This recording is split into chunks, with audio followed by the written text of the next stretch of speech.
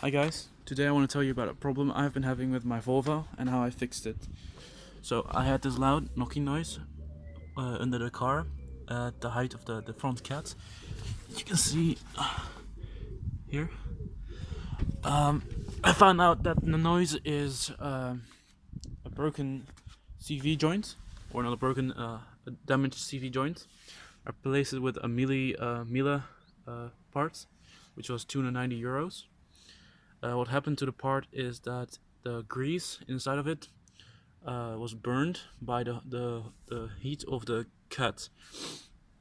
The other problem I had with removing this part is that it became so stuck that I had to use this thing to hammer it out. I'll show you the old CV joint so you can know where the knocking noise is coming from. So basically, as you can see, I hope you can see,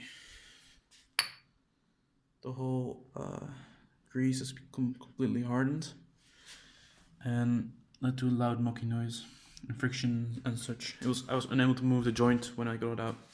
So I hope this helps you with fixing your Volvo. It took me about, I'd say, 20 hours.